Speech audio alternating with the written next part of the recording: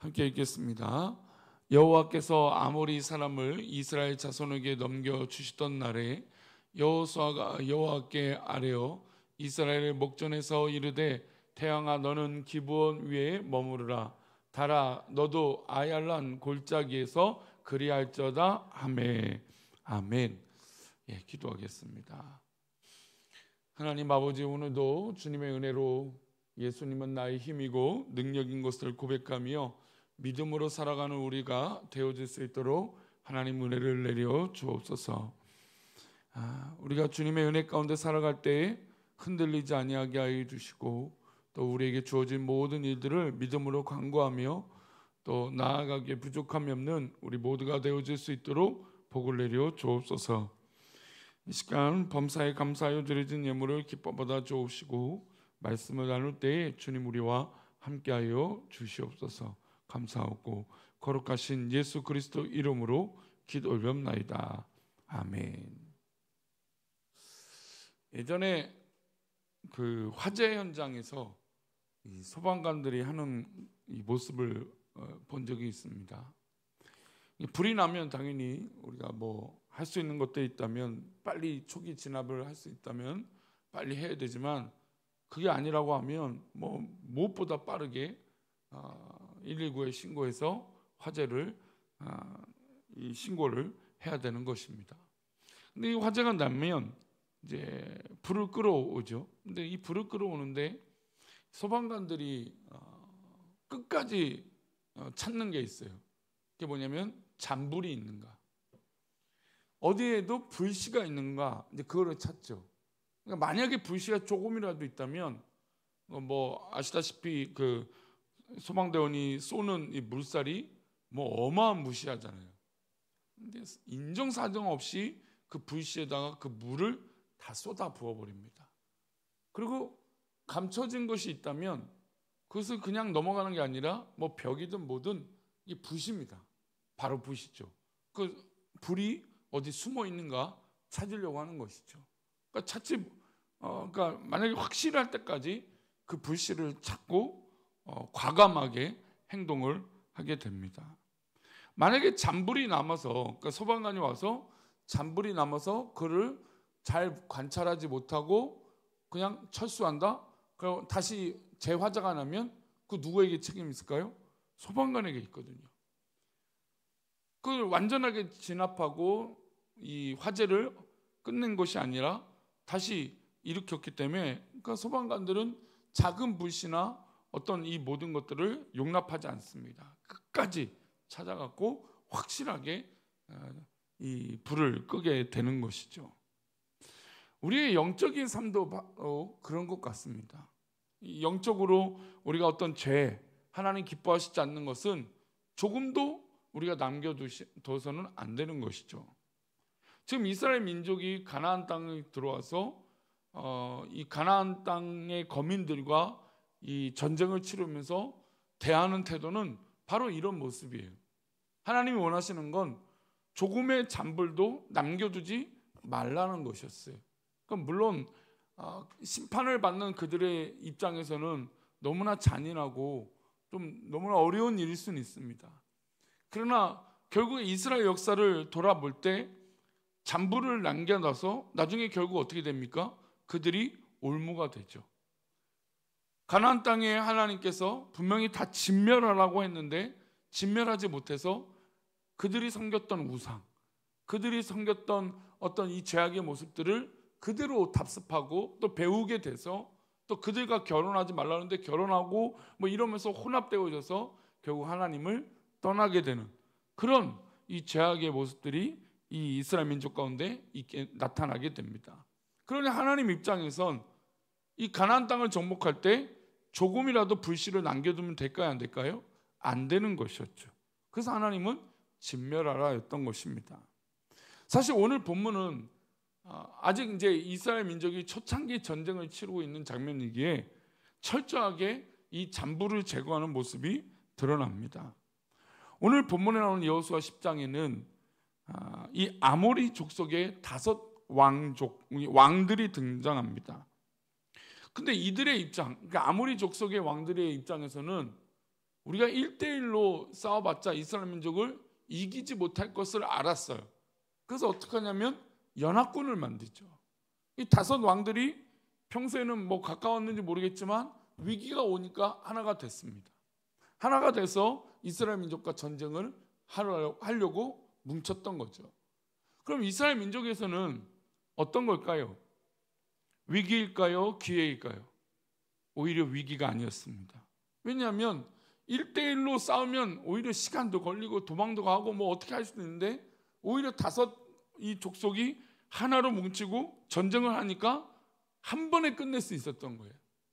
그래서 실제로 이 장면에 여호수아는 이 성경의 역사상 어떻게 이렇게 믿음의 고백을 할 수 있을까 하는 장면이 나옵니다. 우리 12절부터 13절인데요. 한번 12절부터 먼저 읽어볼까요? 여호와께서 아모리 사람을 이스라엘 자손에게 넘겨주시던 날에 여호수아가 여호와께 아뢰어 이스라엘 목전에서 이르되 태양아 너는 기브온 위에 머무르라 달아 너도 아얄론 골짜기에서 그리할지어다 하매 13절 이어서 보겠습니다.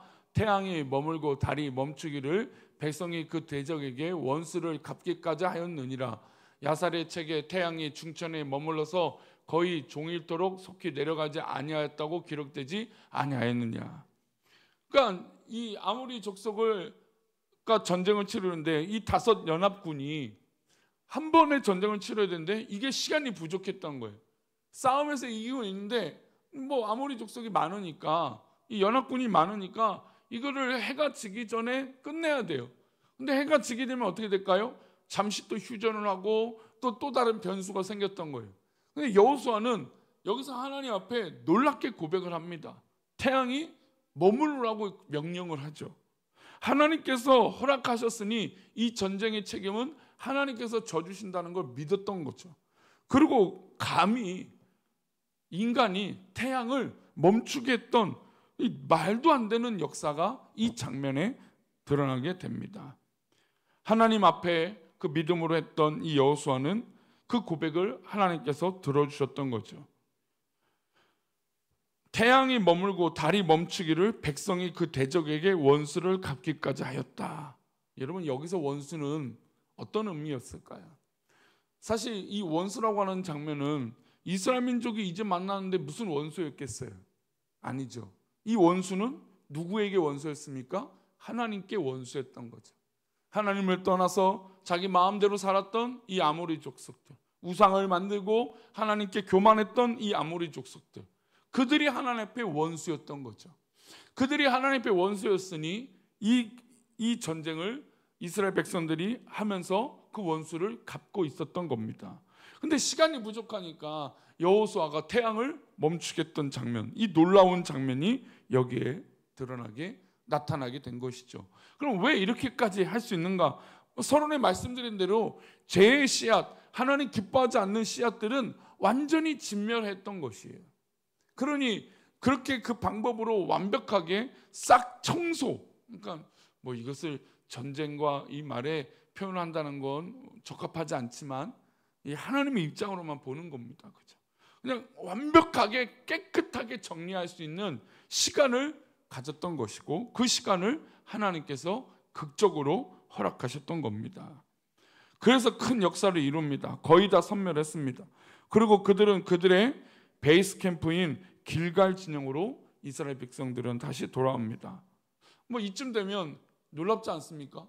우리의 지도자인 여호수아가 태양을 멈추게 하고 뭐 이런 기적을 지금 일어나게 되고 전쟁을 뭐 하면 할수록 다 이기고 여리고성도 이긴 것도 놀라운데 아이성도 결국엔 다시 이기게 되고 또 어떻습니까? 이 아모리 5 연합 왕을 물리치는 이 놀라운 일. 그런데 이 자만과 교만에 빠질 수 있는 이 시기, 또 방심에 빠질 수 있는 이 시기에 여호수아는 여기서 끝내지 않습니다. 왜냐하면 아직까지 그 잔당들이 남아 있었기 때문이에요. 우리 18절과 19절인데요. 함께 읽겠습니다. 여호수아가 이르되 그 어귀에 큰 돌을 굴려 막고 사람을 그 곁에 두어 그들을 지키게 하고 너희는 지체하지 말고 너희 대적의 뒤를 따라가 그 후군을 쳐서 그들이 자기들의 성읍에 들어가지 못하게 하라. 너희 하나님 여호와께서 그들을 너희 손에 넘겨주셨느니라 하고, 여호수아가 아직 잔당들이 남아있는 걸 보고 길을 막으려고 큰 돌을 굴려서 사람들을 또 군인들로 하여금 지키게 합니다. 그러니까 그 길을 이제 도망가지 못하겠죠. 그러니까 테러를 막았던 겁니다. 그러고 나서 이스라엘 민족과 이 여호수아는 지체하지 말고 너희 대적의 뒤를 따라가서 그 후군들, 잔당들을 다 물리치라라고 명령을 하는 것이죠. 그리고 하나님께서 우리 손에 붙여주셨으니 이 일들은 가능하다라고 말합니다. 여러분, 이렇게까지 하는 이유는 뭘까요? 바로 이 지금 방금 구절을 다시 한번 띄워주시면 19절에 그 힌트가 나와 있어요. 너희는 어떻게 하지 말라고요?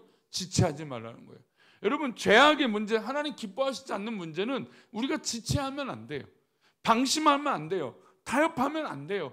기회가 왔을 때 완벽하게 끊어야 돼요. 예를 들어서 우리가 뭐 술, 담배 끊는다 할 때 여러분 뭐 오늘 끊고 오늘 안 마시고 또 내일 마시고 뭐 그 다음날 안 마시고 이러면 끊을 수 있습니까? 안 되죠. 나쁜 습관이라고 하는 건 끊을 때 확실하게 끊어야 되는 거예요. 우리가 그렇잖아요. 너희가 지체하지 말고라고 하는 이 장면에서 이들이 얼마나 큰 결단을 하고 있는지 알 수 있습니다. 아, 이건 그냥 대충 이렇게 넘어가서는 안 되겠구나, 그런 확신이 하나님 말씀 가운데 있었던 것입니다. 끝까지 쫓아가서 그들을 물리쳤던 것입니다. 그리고 그 5 왕들이 숨어있는 굴 입구에 원천 봉쇄까지 합니다. 이 결과가 어땠을까요? 26절과 27절이에요. 그 후에 여호수아가 그 왕들을 쳐 죽여 5 나무에 매달고 저녁까지 나무에 달린 채로 두었다가 해질 때 여호수아가 명령하며 그들의 시체를 나무에서 내려 그들이 숨었던 굴 안에 던지고 굴 어귀를 큰 돌로 막았더니 오늘까지 그대로 있더라. 아모리 5 왕들을 죽여 멸하고 그 시신을 나무에 달았습니다. 그것을 확인했습니다. 영적인 일은 사실 이렇게 감당해야 된다는 거예요. 물론 전쟁이라는 게 정말 이렇게 잔인하죠. 그런데 만약에 빌미를 남겨놓는다면 될까요, 안 될까요? 영적인 싸움에서 안 되는 것이죠. 영적인 싸움에서 우리가 죄악의 어떤 흔적들, 하나님 기뻐하시지 않는 것들을 조금이라도 남겨놓으면 그것이 결국엔 커지고 확대되어져서 마치 아까 화재를 끌 때 완전히 그 잔불까지 끄지 않으면 재발화가 되고 화재가 나는 것처럼, 여러분 산불에 별거 아닌 그 담배꽁초 하나 때문에 큰 산불이 나지 않습니까? 영적인 싸움은 바로 이렇다라는 거예요. 별거 아닌 아무렇지도 않은 것, 그것 때문에 오히려 큰 화재가 나고 걷잡을 수 없는 불이 생기게 된다라는 것이죠. 영적인 모습, 하나님 앞에 서 있는 것들은 바로 여기에 있습니다. 하나님 기뻐하시지 않는 것이 있다면 우리는 과감해야 됩니다. 그리고 확실히 그것들을 진멸하고 확인해야 되는 것입니다. 영적인 승리는 바로 여기에 있는 거예요. 확실하게 이길 수 있는 방법은 이것이 하나님 앞에 영적인 싸움이다라고 선포하고 이것을 조금 더 기회를 주거나 뭐 조금 더 어떤 틈을 줘서는 안 되는 것이에요.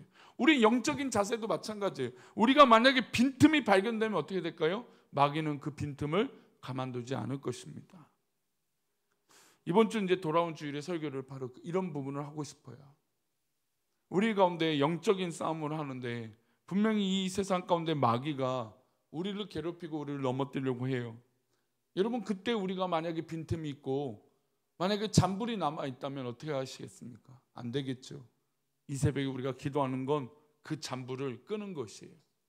내 안에 혹시 하나님 기뻐하시지 않는 것들을 발견하고 그것들을 완전히 없애는 것이에요. 그게 바로 우리가 승리하게 되는 비결인 것이죠. 오늘 우리 모든 성도님들, 주님께서 우리에게 그 새 힘을 주실 것을 믿습니다. 새 힘을 주실 것을 믿고 우리의 영적인 싸움을 완벽하게 승리하는 저와 여러분 되시기를 축원합니다. 기도합니다. 하나님, 우리가 오늘도 영적인 싸움을 합니다. 그러나 이 영적인 싸움에 우리가 저 적에게, 저 마귀에게, 또 우리 안에 하나님 기뻐하시지 않는 것에 빈틈을 보이지 않게 하여 주옵소서. 끝까지 발견하고 끝까지 다가가서 그 모든 것들을 믿음으로 이기게 하여 주옵소서.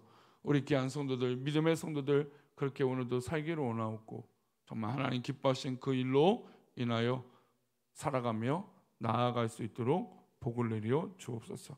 우리에게 여호수아처럼 그 담대한 믿음을 허락하여 주옵소서. 감사하고 거룩하신 예수님의 이름으로 기도 올리옵나이다. 아멘. 하늘에 계신